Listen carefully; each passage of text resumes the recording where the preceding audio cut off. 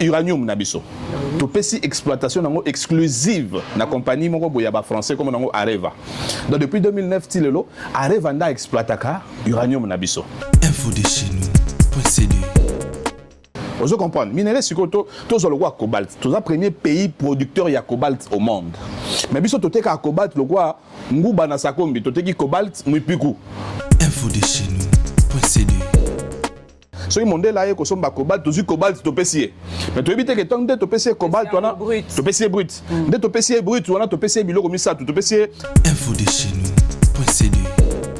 Kati, il faut ba usine ya raffinerie et que osama na Chine te. Usine ya raffinerie faut que ça en États-Unis te. Et que ça en Rwanda te lokola na 2021 toujours ka raffinerie na so or to ngenda opesa ngo na Rwanda. Info de chez nous.cd.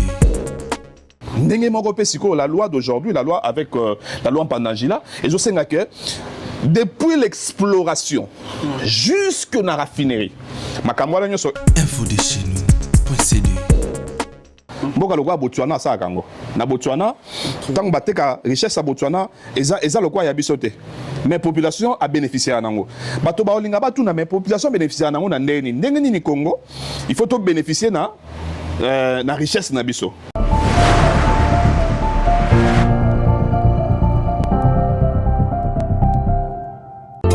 De Claudine Kam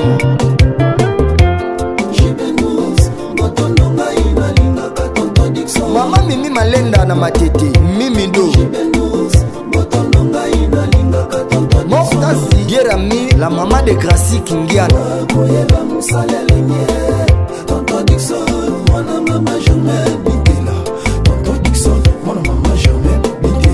Olga Makasi Ingredient Commanda Papitola.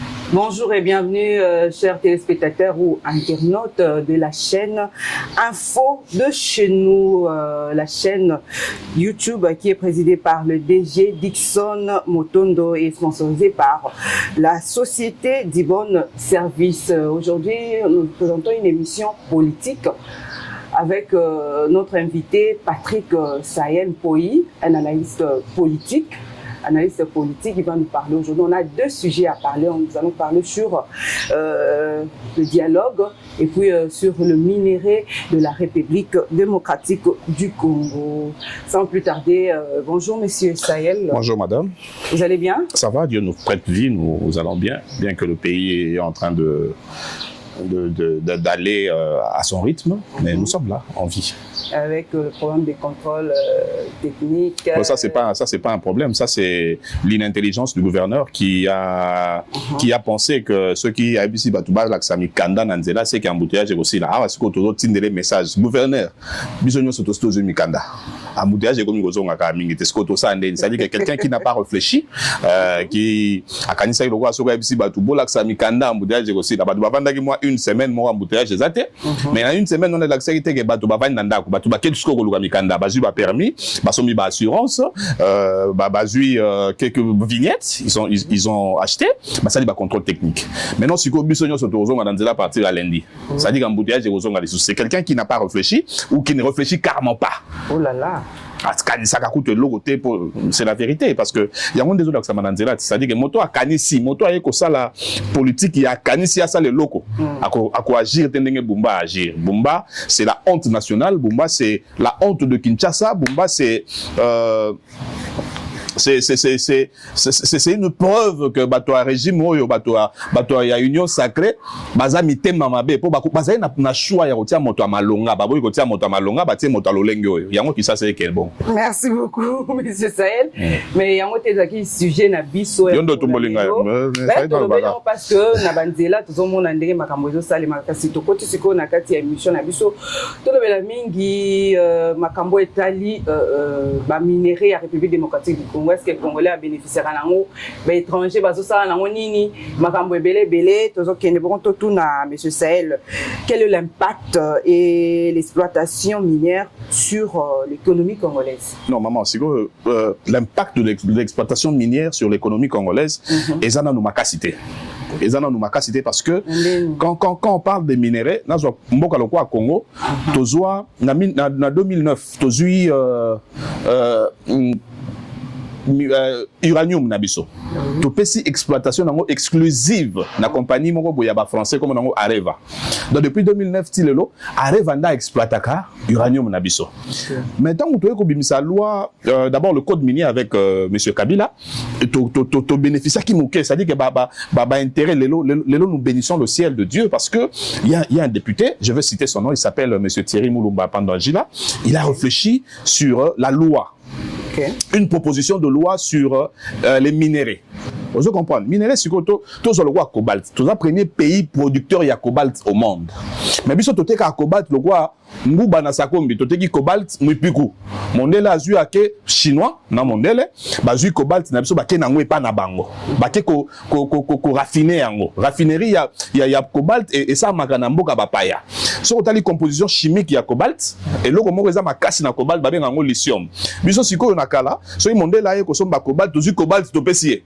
Mais tu évites que tant de to pesier cobalt wana, to pesier brut. De to pesier brut wana to pesier biloko misatu, to pesier tantana za na kati, to pesier lithium za na kati, manganèse za na kati. Biso monika cobalt. Mais siko yetango kene nango epa na bango, ba ke nango na séparation. Parce que ne ba lava ba ça non ba laver matière première wana, si mo ba ke ba séparer. Na séparation wana ba ko séparer ce que ba métaux nyonso za na kati. OK. On biso to teka ika lokwa nguba. Mais bango to ba ke ko pasola nguba, ba moni keza biloko misatu. Mais bango to ba ozwa lithium ba ke ba sali ba batterie nyonso na mokili oyo. Ko to sala ba téléphone. Moto aya sombi biso cobalt na $10. Mais tango ya ki asali séparation bimisi biloko misato, na moko nango asali ba batterie, aya teka biso batterie moko na $200. Parce que biso de perdre. Sikoyo, je bénis le ciel comme j'ai dit, c'est parce que tu as ingénieur il y a ma capacité, tu ingénieur on a noté comment on a fait le contrat. Le problème c'est le contrat, comment on négocie le contrat. Nous avant tout ça qu'on négociait contrat brut. Tu as payé sur contrat d'abord d'exploration. Et ça ça la maté. Sikoyo, on a matière il y a minéraux, il faut dans le contrat d'exploration. Après contrat d'exploration, tout ça le contrat d'exploitation. Na contrat d'exploitation des sikoyo place tokendaka, ba sali séparation. Après séparation, on a raffinerie. Mais si on a la loi Pandangila, il nous demande maintenant, on a contrat. On a contrat d'exploration d'abord, on a le contrat d'exploitation, na contrat d'exploitation, tu l'as dit sous minerai moko. Tant que tu peux cobalt, tu as lithium dans la kati. Il faut pas usine ya raffinerie et que ça machine té. Usine ya raffinerie, il faut que ça en États-Unis et que ça en Rwanda té loko là, na 2021 toujours la raffinerie n'a pas ordre de faire ça en Rwanda. Maintenant dans cette proposition de loi avec l'honorable Thierry Mulumba Pandangila, ba raffinerie nyonso, il faut ça là na Congo, pour ba na Congo ndeba ça mon salomoni na tango na kala. Et là, le roi a Gécamine. Mon a eu la possibilité à en Belgique. Mais quand le contrat était bien négocié, Gécamine va salir. Tant que Gécamine a un hôpital, un école, pour na misala ya Gécamine, ba camp ya ba travailleurs. La loi d'aujourd'hui, la loi avec la loi Pandangila, et je sais que depuis l'exploration jusque na raffinerie, makamwana nyoso esa mawa. Tant makamwana ko sa mawa, ça dit que ba usine esa ba batterie. Et comment wapi? Awa. Ba tonne ba ozwa misala. Ça dit que ba tumusu bazu misala na mine, ba tumusu bazu misala na ba usine esa raffinerie, ba tumusu bazu misala na usine esa séparation, ba tumusu bazu misala na usine esa la lavement ya ba minerai, surtout na zuka cobalt pour biso le premier pays producteur avec 80% il y a réserve mondiale. Ça, il faut. C'est-à-dire que comment on peut comprendre dans un pays où tout ça scandale géologique, mais avec une population, un peuple si pauvre comme ça. Biso doit que la banque bilo on a besoin dans mon pico, on va pas travailler mais ba ko zongi c'est la biso iPhone 17 Léon a tout ni bazo sanga et ça $1,200 $1,700. Mais iPhone 17 on a sur babilo ko nyonso basel na iPhone 17. 60% bilo dans iPhone 17 et c'est pas na biso. Mais ce que besoin usine on a iPhone 17 wana. Bo cheli biso ngo na malukunde ba ko sa biso usine na Pepsi. Ouais ben bien. Vous savez, il y a un iPhone 17. Oh, bah quoi ça bisonde? Mais ça, il y a un chinois, bah ya kutu na permis de travail à Congo Brazza. Bah visa na bango à Congo Brazza. Bah côté là dans la louf. Bah ça bah américain té. Bah chinois. Bah chinois. Ah bon? Voilà parce que donc dossier on a peine dans côté ngo mobimba pour na bien. Ouais. Alors, il est temps que la richesse ya Congo ait bénéficié naba Congolais.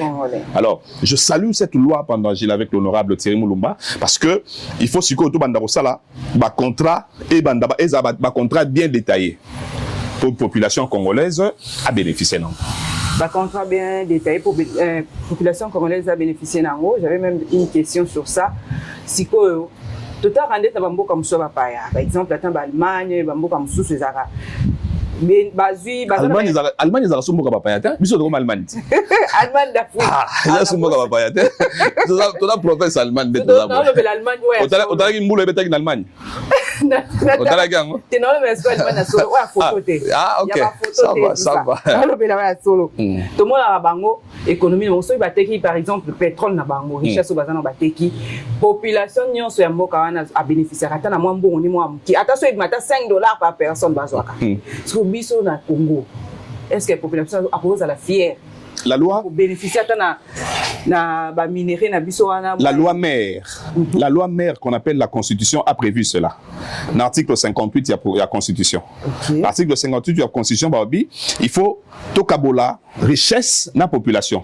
Mboka lokwa Botswana sa kango. Na Botswana tant bateka richesse à Botswana eza lokwa ya biso te. Mais population a bénéficié à nango. Bato ba olinga batu na mais population bénéficié à nango na ndeni. Ndeni ni Congo. Il faut to bénéficier na richesse na biso na ba logement obike na ba mboka belé ba logement ya l'été ezali biso na kala tozalaka na fikine eloko eza na fikine babenga na motel fikine ezaki ba logement ya l'état c'est à dire que bato ba osala pas l'état ba ebike ba lalaka ofele na ndako ya l'état pour aza travailler à l'état. C'est une façon de bénéficier. Et ça, le quoi, batoyo, fout à ma salaire. Surtout, on a la rubrique, nous sommes salaire, on a allocation familiale, on a la rubrique, le quoi, il y a bateau, bazo qui est hôpital. Moi, c'est à Boti. Est-ce que à aucun hôpital, il y a bateau, nous surtout, bazana hôpital, moi, bazo contrat, na mosala, na kaleza ki bongo. Mais le lot est comment aussi là. C'est-à-dire que c'est de cette façon-là que l'État a faire jouir la population naïe, richesse yamboka naïe. Aussi pour les étudiants, il y a ce qu'on appelle les bourses. Les étudiants belé na tango na kalabiso tango to okola, les étudiants belé batanga na campus batanga ina bourse. L'État on a bien série moko na gouvernement eleki bazaki avec maman Olive je crois azaki na bourse moi d'après ça bano bazo pas plus de 80% avec l'actuelle première dame aussi na initiative plus avant la bourse moi bien la bourse excellence ya mais voilà c'est quoi ça ba initiative privée mais c'est quoi selon la constitution eza ba initiative oyo mbokande il faut azala nango alors bakeno c'est ma manière de partager la richesse avec la population de mon pays pour population na biso to futa la taxe ozomona makambo esa ma awa na zonga mwa mukena makambo esa ma kisasa na yo na futa ka taxe na somba vignette mais bozoti nanga na sala contrôle technique na nzela oyo bino banzela na bino za mabulu c'est-à-dire que bino ngai mongo nanga o na opesa bino la vignette musa nango nini ce boko ka bomsa nzela te mais si kotongo botini nga siko na sala contrôle technique à $70 c'est-à-dire que à part na somi mutuka pona mboka na na papa mo batuni osala ni pona mboka bina botela mboka obana bon ngape na somi mutuka pona mboka mais mboka wana boye bebisi mutuka nanga mais si ko botindi nga na somba susu na sala contrôle technique oso mutuka pona mboka oui si bato bazo tambola bazo sepela na Kinshasa bazo sepela na Congo po abi tukamine nezaka na Congo biso ezoto tozo ambeli tozo pesa lokumu na Congo mais nzela na bino ezo boma mituka na biso ce qui tuzaki gouvernement moko responsable gouvernement provincial oyo ya moto na biso oyo vina eza na pongi ce qui zaki gouvernement responsable nga lo baboye na pesi bino par exemple nga dans une charge ya contrôle technique à Congo po ya Kinshasa po nzela na ngai mbebe bisi mituka na bino. S'ils étaient responsables, c'est comme ça qu'ils allaient agir. Mais eux, ils sont irresponsables. Attention qu'ils ont l'autre tout en étant irresponsables. Est-ce que lui-même, il est informé que Banzele est à Koubeba? Est-ce qu'il y a un bien photo qui est fait? Maman, question posée, n'a pas évité ceux qui ont posé mon question modèle. C'est-à-dire qu'un gouverneur, ngai gouverneur ya Kinshasa na ola laté bon mon nga lundi dans ma tête mardi na Njili mercredi na Lingwala jeudi na Kingabwa un gouverneur doit savoir mboka oyo ya zokamba analyste Patrick Sahel Azoloba ça n'engage que lui mais bien sûr azopesa kwa za mwana mboka wana lobia on ndenga kobanga na ndenga obanga te na ndenga ni ozolobela ngo poza mwana mboka bongo yebisi ba internet madame quand tu es gouverneur c'est comme quand tu es président de la République est-ce que boyebi kenaki sasa aboseli mo to yebayi ke président to zane siko président Fachi to yebayi kenaki sasa so moni catch mo boya vert sans plaque ke ba président za la kati Bazama monaka président na ketch morobo IST. Il y avait ça dit grand temps na Kinshasa po ayeba mboko na okambeza ndenge nini. Mais ce que oyo mususu toza to yoka te ba tuti mutu moko na poilu. O gouverneur azayi oleka to ebi so ezali hier solo to zayi yete. Na moni ba atuti lisusu journaliste moko mutuka na ye. Azoko ka refuta te mutuka réparation à $500 apa ma gouverneur de la ville de Kinshasa. Et puis à tout akana ba air moko boy ba air wana o ba balalaka. Ba ndeti ba air. Akenda wapi? Ah ça contrôle la ville à Kinshasa. Tango ba benga ba osko na parlement. De eri amoni pongi na ya makasi ya mwana. Ça la mingi ba suivi na bout. Donc maman. Inspection toloba. Ndengo website ba internet moni maman makamazo lo bate et ça n'engage que elle. Non, il y a de il y a moni wana ba bazala raté. C'est normal faut ça la ba inspection na ya ba ndenge nini ba site yo ba quartier ba commune les autres évoluer na butu parce que on n'oublie pas avec le phénomène pulu na oyo na ba délinquance juvénile ou juvénale. Ninge za razara isa la mingi na ba butu a place à monili ya mode de foyer sur ya kitara sur terrain. Solution ni na ça pour na ba kolona. Parce que évoquer le mot bien parce que l'unité le bela ndekona gouverneur évoquer le mot bien atambola na butu pat akuta na ba kolona au moins il y a une place bazalaka. Biso to mona ga ba bimeli biso. Donc dès que ndakoluka bon c'est qu'il y a une place bazalaka. Deuxième de choses. Il y a de coins oyo eza ba zone rouge deuxième de choses. Ce n'est ça yebi ba coin ba o eza ba zone rouge maman. Pour ameka kosi sans embouteillage na Kinshasa, il a été renforcé par 3000 agents, n'est-ce pas? À Sénaki renfort, il y a 3000 agents. Bon, si quoi banda kuluna banda bomana Kinshasa banda ya comme gouverneur. À Sénaki renfort, il y a combien d'agents de plus pour combattre le phénomène kuluna? Bon, si je wana. Il y a ça tika biso ba décision cosmétique. Wana eza le roi zo tchachoko. Jo moye ko beta Abima tampon. Donc, on continue toujours la sujet la sur le minerai. Il y a RDC, impact nango, bénéfice et tout ça. Dans beaucoup de développement internet, au besoin de la si quand on besoin mais toquer la question quels sont les défis liés à la transparence et à la traçabilité minière en République démocratique du Congo? Ça c'est vraiment une bonne question. Les défis liés à la traçabilité d'abord. Il faut trouver minerai. Mon habitude solo d'abord batoba yeba mondele tango yeko ça contrat to chinois tango yeko ça contrat il faut tout ça dans contrat il y a exploration c'est à dire que to pese mabele na biso to bi explorer mabele oyeba minerai ni neza na kati et puis dans la quantité nini ndeba ça na kolwezi ba chinois ba ça ibele bango kuna traçabilité goûte za la raté c'est à dire qu'il faut maintenant c'est pourquoi moi je veux vraiment que le gouvernement adopter loi honorable Thierry Mulumba pendant Gila parce que cette loi va donner beaucoup de force même à la traçabilité quel minerai na biso et outil wapi minerai oyo tout le monde a minerai to éviter oyo outil kolwezi oyo outil mujimai oyo outil bandundu parce que même au bandundu il y a des minerais lelo na kananga ba découvrir le nickel minerai mo ba bengi nickel ba découvrir on a kananga il faut surtout ça na traçabilité to ba eloko oyo et bimeli wapi et puis ezokende côté kama wapi mais sikoyo pas seulement ekende côté kama wapi mais sikoyo mon sala yango eko sala transformation nango et salama ah ça fait que la transformation c'est fait localement la traçabilité pe Rolanda pour te dire que usine à raffinerie ya minerai tel ezalaka wapi na njili to yeba quantité nini wasa kuna ke to mona ko salama na Ngwanzu par exemple to landa onde. C'est ça l'impact. On a besoin que les usines des raffineries salama awa pour qu'il y ait une traçabilité. Okay. Ouais, voilà. Comment la communauté internationale peut-elle aider la RDC à développer son industrie minière de manière responsable? La seule façon, la meilleure de façon, il y a pour aider biso pour développer l'industrie minière, on a besoin comme ma usine wana et ya awa. C'est-à-dire que si tu vends des boyaux, tu cobalt ça la batterie. Cobalt dans la lithium et ça la batterie. Tout le monde bosse les biso. Natanga Mobutu tu na General Motors. Oui. General Motors c'est ça qui na Changwa. Natanga Mobutu tu qui na usine ya on a na minerai. Na appelle ça un exemple. Tu vois usine ya Balumette na CPA. Tu as une usine ya Wax hollandais.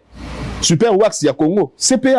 CPA Wax on a même sur ce botamagi. CPA Wax. Eh bien. C'est-à-dire que la meilleure façon de nous aider c'est de prendre ces usines wana. Et ya kosama na Kisasa, et ya kosama na Bandundu, et ya kosama na Congo central, et ya kosama na Kolwezi, et ça na Lubumbashi, c'est-à-dire que partout au Congo. Et ça va aider la population à avoir du travail et ça va nous aider la traçabilité. Okay. Voilà. Normalement, Sotolbeli ou Etali minerai à Congo, économie, ni population qui bénéficier, to Congo na biso moko bénéficier, pour tout le monde lokola mboka Rwanda. Akoma exportateur, akoma ko babiloko ya za nango te. Akoma ko produire ango so bima pe moko ba deuxième, troisième na ba classement. Oza na minerai moko te mais ozo sa elango. Biso moko Congo tondo bénéficier la moté. To lobela siko mai matali dialogue na République démocratique du Congo. O dialogue esalamaki to moni bakinaki doa ba ke États-Unis ba lobeli nyonso dialogue ezolobela ba guerre esila makambo boye. Dialogue c'est OK. Objectif principal, il y a dialogue national na RDC. Les amis. Là, na répondre on a deux volets. Volet liboso normalement le quoi dialogue c'est bandi. Pour na zone di mananga te ki balanki atiki Tshisekedi à région de Bananga. Na ndi mananga te. Na zo mona lokola Tshisekedi nda atindi balanki to ba solana Bananga. Mais on a danger, so il batindi roti. C'est bon c'est bon de ba bengisi. Parce que yependa bengisaka ba M23 na 2019. OK. Ndebo yoka ke M23 a salaka 14 mois. Mutabengisa bango eza balanki. Pour le compte de Tshisekedi. Motoaza, mutu ya train, na tout ce qui est diplomatie à Tshisekedi, comme on est Ibalanki. C'est-à-dire, makambo nyonso basala na Doha, Ibalanki ya kendaki. Makambo nyonso otosola na M23 na Angola, Ibalanki ya kendaki. Nazo ndimana ngate ke Ibalanki ya ki rébellion. Na mona roi Ibalanki batindi ye. Au fait dialogue c'est bandi. Tshisekedi makambo Ibalanki ya ça parce que Ibalanki a commis lundi, mardi moi a commis mutu à train. Ça dit que na conférence de presse Ibalanki dazo ba bananga ba ota lokwa ba girafe.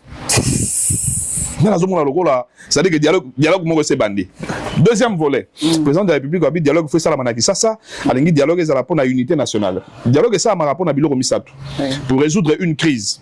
Et lo liboso. Et donc, ami balé dialogue et ça la rapport na koluka cohésion nationale. Et donc, ami ça tout ezalaka pona kosili ça ba problème interne. Nanyo somi ça tout wana, le Congo a besoin du dialogue pour toujours la crise, résoudre une crise politique. Ba crise politique ou teza banda kala. Fallu lo ba Tshisekedi ya ganate, abotola pouvoir. Crise politique. Ouais. Crise politique musu nanga. Bien que baloba akena rébellion pour babotola carré minier mais ya lobaka Tshisekedi a gagné quitté. Yango sali rébellion pour ba détourner Tshisekedi. Mais yende mtazaki président c'est. Ouais, wana to retourner mu ko to kutana e. Vous comprenez? Bon, pour chercher la cohésion nationale, oui, on a besoin de la cohésion nationale. Parce que au monde le quoi Congo za na moment moko boyo quoi nyoka côté libino na ndako. So nyoka côté na ndako. To linga to benga na nyoka, to luka to ebana na tiga porte polele. Donc nous avons besoin de la cohésion nationale. Totika na no Kabila da Rwanda, totika on pembeni. Oh Katumbi kuta za Zambien, totika on pembeni. Nous avons besoin de tout le monde pour résoudre le problème interne. Bon siko yo motu nezali. Depuis 30 ans, to lo baka Rwanda nda bomaga. Tshisekedi ku tout président de la République alobayi ke bananga nde bazana ezala ngo bango teza Kagame. Vous comprenez? Oui. Ça veut dire que na Ituri eza Museveni.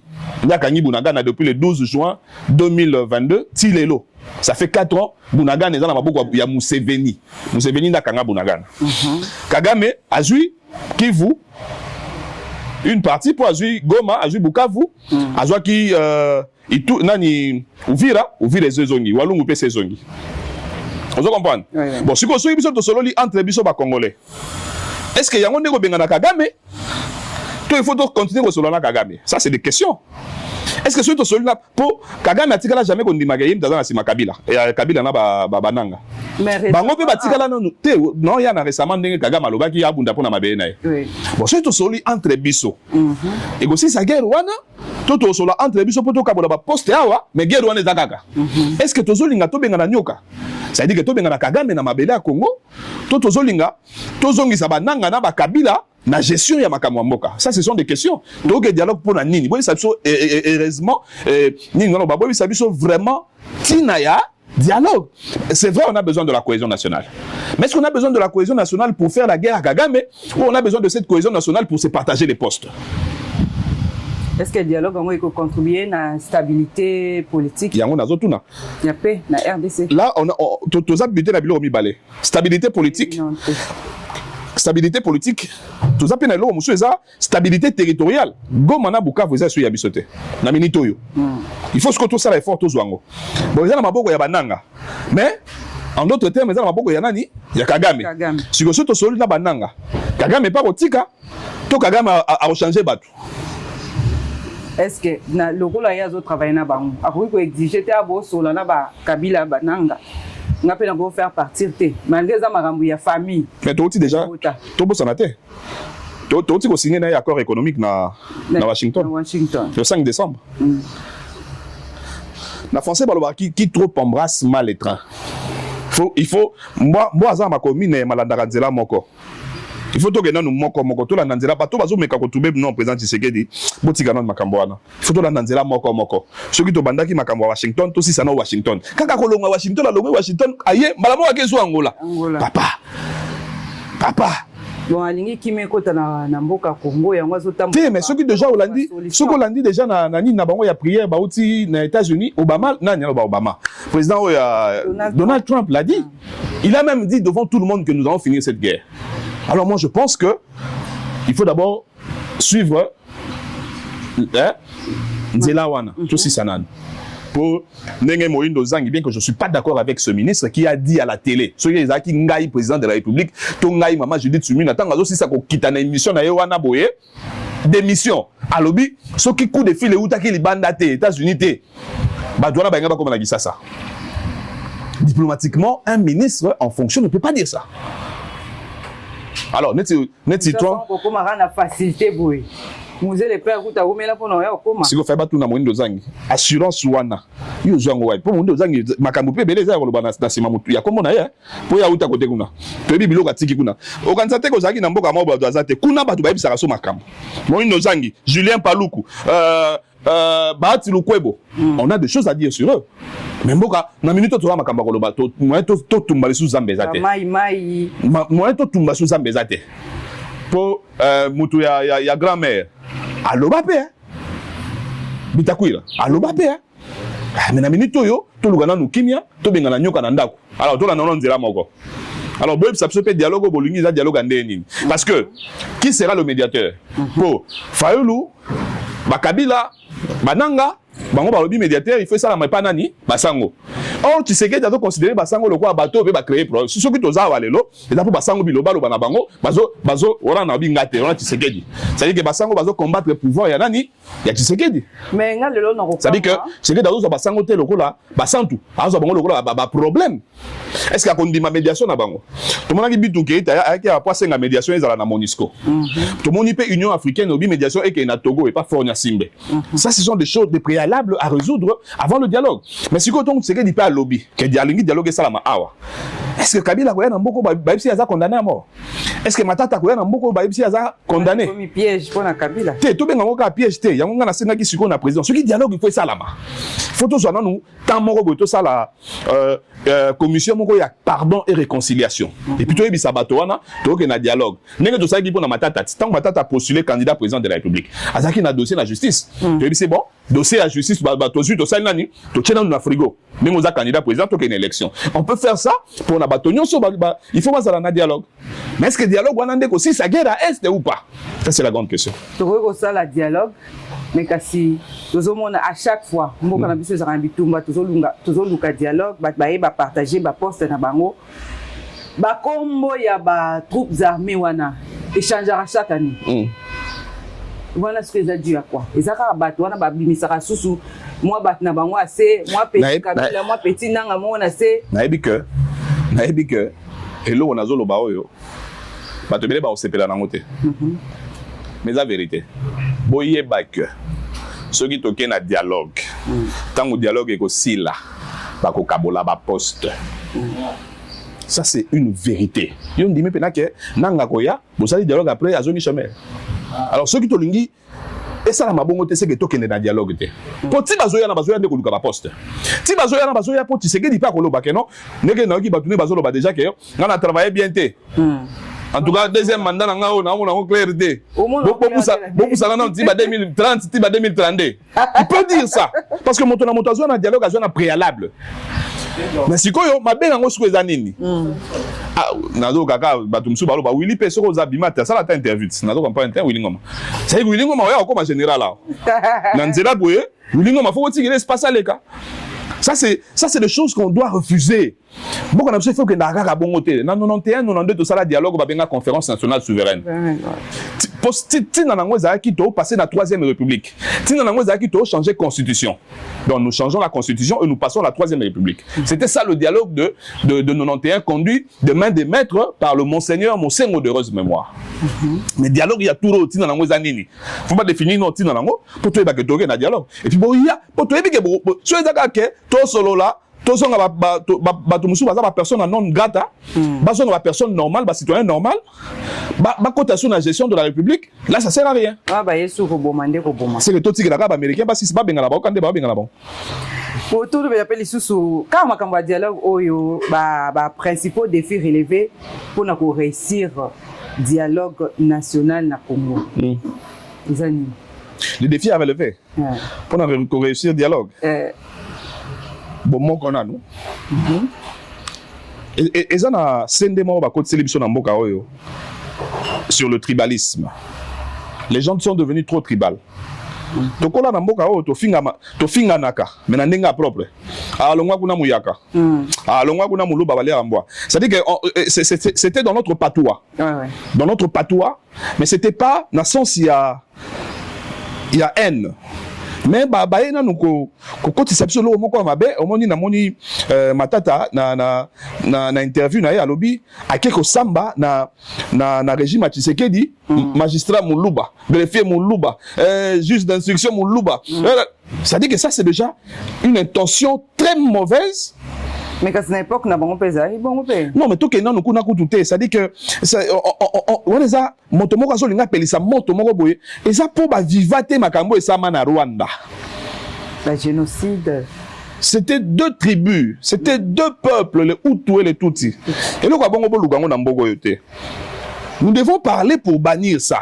Mobutu, Bobenga est dictateur, mais Motoana Zaki na vision moko kondi mate. Mobutu alobi na cheo ministre na cabinet na kuti batumit balé à tribune na yo na longolio. Mais le sou batio ministre, surtout le tikalika to changer hymne national comme Machiluba. Le tikalika to changer armoirie. Mon place batia léopard. Teko manyamo mususo boyebi wana. Mais ça va pas. Et aussi mbaté. On doit chasser ça. Il faut tout chasser. Photo longole lo quoi. Les habilement c'est côté na mentalité à battre. Et bandi kokota. Non ne vandité. To botole bonga vandate. Et lo kwa ne vandate. Ba we wananzila so bozo le kabiso ne famille présidentielle. C'est bon, wala za lango ba wala ba ka isolé. Moni ba wewa to tia bango nini te. Aujourd'hui même à Kinshasa, bato ba circuler à Kinshasa. Bato belé ba pour sa moto ba su ba kasayen te. Et comme ba kinois. Ba kasayen belé ba yaka na moto ba comme na ba boutique. Ba yaka ba sali ba moto na ba bomi économie le ba sali ba boutique. Le za plus ba kinois to tia bango to pesa bango accent mingi te. Bannissons cela. To te le patriotisme, l'amour de la patrie. Le so ke na mboko ezo bundisa biso Rwanda. Otuni mutu za tuti to za utu habite na za Rwanda. Mais biso zanon na za Kasaye, biso zanon na za Mtabandundu, biso zanon na za Équatorien. To ça dit que il faut que to comme na dimension ba tunyo ozanani. Obi na za Congolais. Yango bo pesa ngana nu jeunesse bo pesi mwana sala test soki ya butu soki ya test ya ndeni ni ba pesa ngana. Bo mona to changer makamla. Ko ka ministère wana po kuna ba balobaka. Waze pe liboso ni balobela ki. Waze liboso. Waze. Bango na gadaga to soki gadaga to soki gato. Kabilo ko wana. Là soit les estika balobela. Jeune a toujours insatisfait. Non, c'est parce que vous avez tellement vu le faux que vous pensez que le vrai n'existe pas. Okay, c'est pas parce que vous avez tellement vu le noir que vous pensez que le blanc n'existe pas. C'est parce que vous avez tellement vu l'incompétence que vous doutez de la compétence. C'est parce que vous avez tellement vu les piètres que vous pensez que tous sommes piètres. Eux, ils sont piètres, nous sommes prêtres. Vous voyez la différence, hein? Il y a YouTube, il y a chaîne Nabiso Info chez nous. Vous continuez pour l'anda. Vous avez mon futur ministre, il y a jeunesse, hein? Tout le monde a des coups fatis. Mon continue Nabiso Amboka, papa écolo. Papa Fati Beto, atapé no bakoto. Tenga ku. Parce que bébé ba likolo ba mingi, ba supe ba pesa ba poste lo ba 3 comme kuna 5 loko. Mais na uti ko biso wat. Na uti c'est pas parce que tu as vu le faux que le vrai n'existe pas. Ouais. Na ko de jeunesse té, ba pesa intérieur. Intérieur. Moni ba frontière na so nyo chose menacé wana. Oh, tala. Sotuni, Jacques Madamastananga, Jacques c'est je te salue frère. C'est un ami, je l'aime bien. Il est très intelligent. Mais Sotuni Jacques Mbala combien ceux qui na frontière na zone Centrafrique na comité. Na na yebi ke problème ezakuna. Sotuni OK déjà na frontière na zone na Brazza na Luozia na comité. Na yebi ke mabeza wana. Sotuni osoke entre biso na Angola na frontière na biso ya nini babenga ngonini. Kota ba chika pa kuna babenga on kombo kimi. Na comité. Na okoma. Vous comprenez? Kaka na papa, batu musu ba ozela ka gouverner nini conférence ba gouverner ça na bandu ndubo ba kende. Non ba komata biso kenda. Na banda na bino na sina utika na ngati. Na banda na bino na uti kwina na osani. Ba pesa kana intérieur wana. So pe intérieur te ga ko sisa gero na liloba. Ba pesa ministère ba pesa masala ngamu yaya. Donc yoza makasa maloba. Oh, na gero ko vide na liloba. Na bimika ka boye discours à 5 minutes Kagame alongo bilamba chez bango. Gero vide. C'est grave. Bande wala biso Hollanda. Boyo que c'est grave. Comment la communauté internationale peut-elle soutenir le processus de dialogue en République démocratique du Congo? Dans tout dialogue, il y a la médiation. Et dans tout dialogue, il y a toujours le soutien de la communauté internationale pour Bayaka. Bayaka. Faut baya pour balandela makambo sala na lolenya malamu. Pas seulement bango, même la communauté, il y a Union africaine, faut bazala. Parce que tout ce qui se dit dans le dialogue et qu'on a acté, si go bango bazala quoi ba témoin za quoi bozo sala copa lopango. Tant que commissionnaire aye, ba témoin be bazala. Tant que zimbongo, on signé comme Bayres, on a signé comme locataire, commissionnaire a signé comme commissionnaire, mais témoin moko pe fazala. C'est ça la communauté internationale. Va veiller à ce que tout ce qui sera dit et ça l'a mis aussi en exécution. Oui, maman. Si ko tokoko yeba rôle ya société civile na processus ya dialogue national. On ne peut pas aller au dialogue sans la société. Quand vous parlez de cette société, société civile banane, on dirait na tralika ngamona kinana. Société civile. Voilà la société civile rattachée au gouvernement. Biso bena société civile rattachée à la population. Biso to zaka muke, toi muke. Hein? Yewa na bangai, ba Yves Mwakasa, sans oublier le suprême Sangoku. Société civile biso yewa na, ba société civile solo. Ba kinana, hein? Biso. Sangoku azara na société civile. Ya za kota proté. Non, papa. Sika ko sala ba fixation. Congo yebi, maman. C'est quoi le Congo yebi. Donc to yeba lisusu na ba solo Italie groupes armés. Peut-il intégrer dans le processus de la paix en République démocratique du Congo? Non. Non, tu sais que d'abord il y a qui na boy. Tala ceux qui lelo bozo benga armée na bicho bato ba sepela kité na langage ya président kapena sepela kité na beza langage moko biso na soto lobaka. Mais ça langage moko président de akoki ko loba ngote. OK? Armée na biso eza clochardisé. Okay. Il y a des clochards dans notre armée. Ceux qui ba clochard ba comme une armée na biso, eza tina ya ba brassage wana na ba mixage. Bozu moto loko la. Ben oui, oui. Maman, bozu moto moko boye atikala ko zala militaire te loko la. Boboni série Jean-Pierre Bemba sa rébellion. Comment ko la tenit? Abunda wapi. OK? C'est parce que il était dans la rébellion. Thomas Loaka comme un colonel na rébellion. Il faut enough is enough. Assez c'est assez comme on dit en français et en anglais. Enough is enough. Alors, il faut armer et la structure bien organisée. Et puis biso nazo senga la ministre ya défense. Ça a quoi ba makambo mais la senge kaka. Il est temps que dans le Congo qu'on ait de réservistes. Na ba mboka nyonso. Monde to na Congo to za na 120 000 militaires. Ba militaires na so ba 120 000 hommes. Na ba mboka ya malonga bazaka baza na 120 000 hommes. Baza pe atana 60 000 réservistes. Qui sont les réservistes? Réservistes c'est moi si pe mobali o ya CDC université diplôme d'état, baccalauréat ou diplôme d'état na biso, ba PC une année à formation militaire. On se comprend.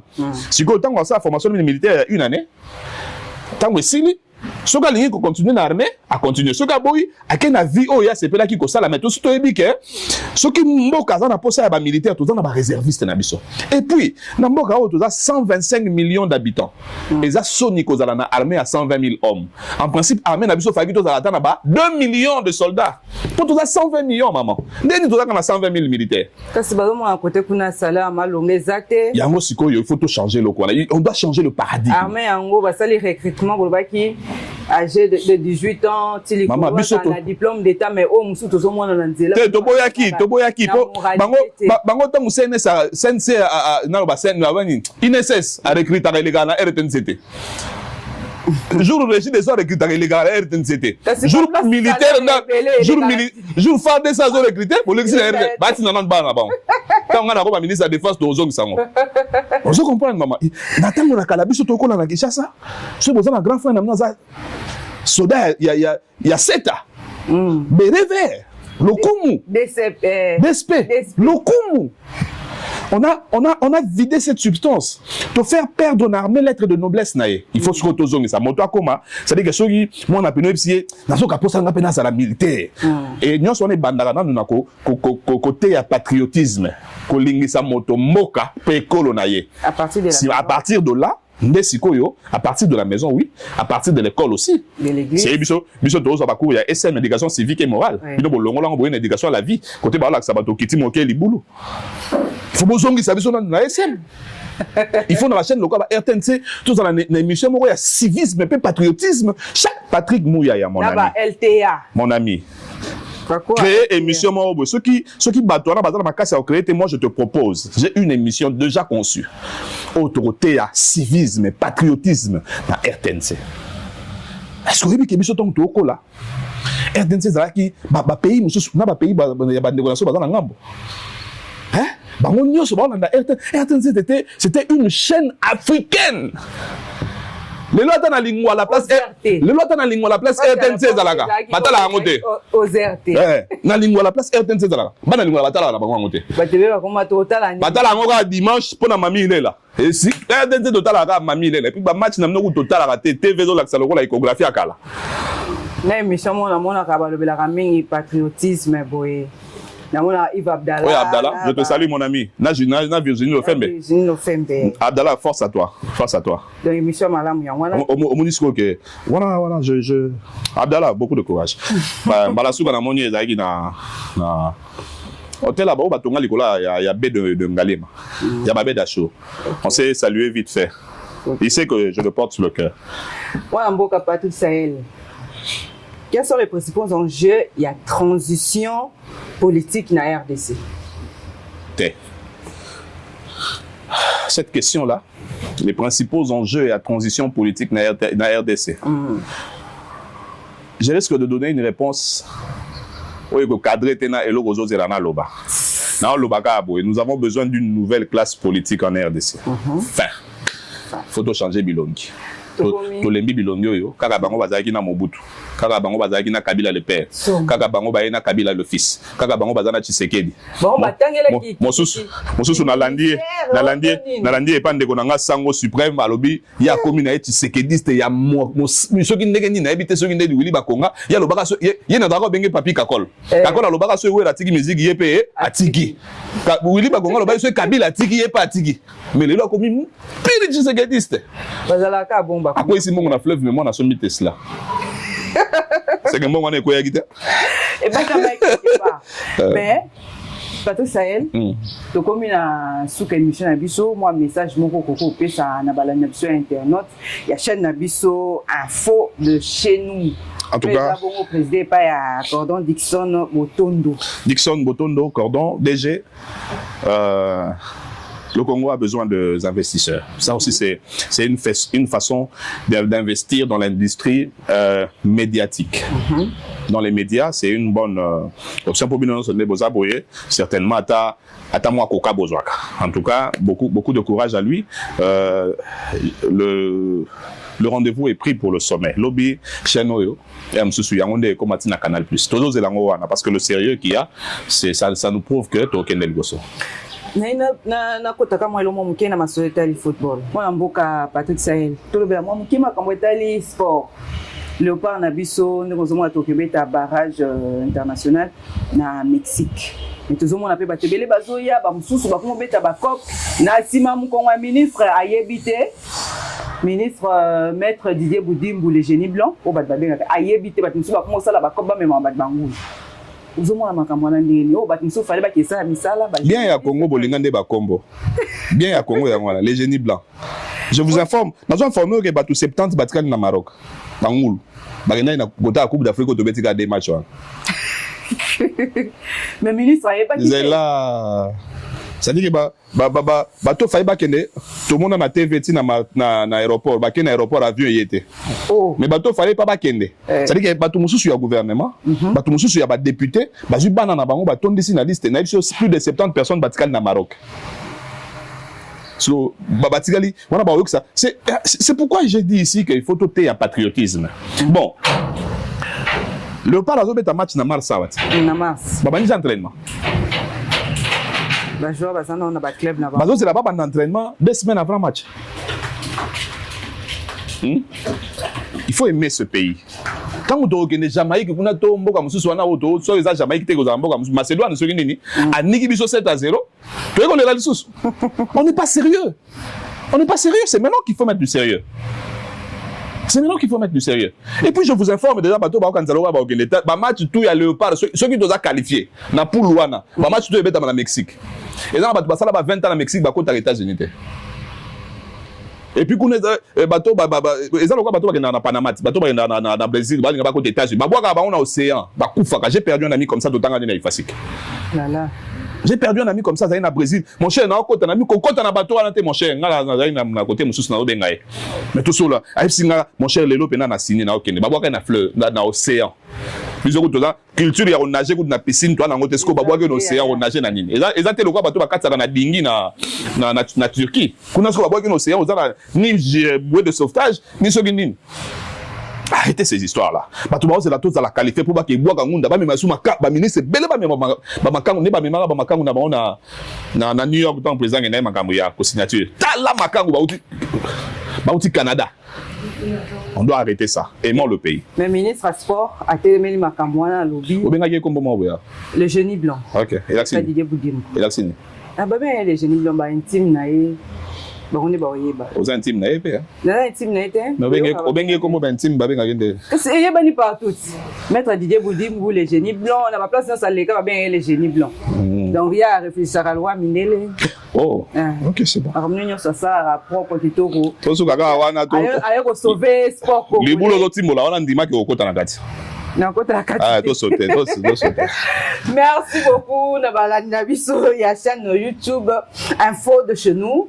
Oezaki bongo émission ya biso politique to lebela ki bongo maimatali dialogue na République démocratique du Congo. Importance nango eloko ni ko mema pe to lebeli susu maimatala ki ba minéré ya Congo. To yamaki bongo mwana mboka Patrick Sahel Mpoyi po ya zali bongo analyste politique. Yango to yambaki apesa biso moins éclairage. Ya makambo ya mboka ndenge ezali kokendele kasi mission ekomi na suka nga bino nazaki na kati ya présentation Anemone Kumpa na sengi na bino ba ndeko internet bo continuer kolanda biso bo partager bo aimer bo commenter chaîne na biso Info de chez nous eza bongo coordonné par DG Dixon Bontondo et sponsorisé la société Dibon Service. Merci beaucoup, à la prochaine émission.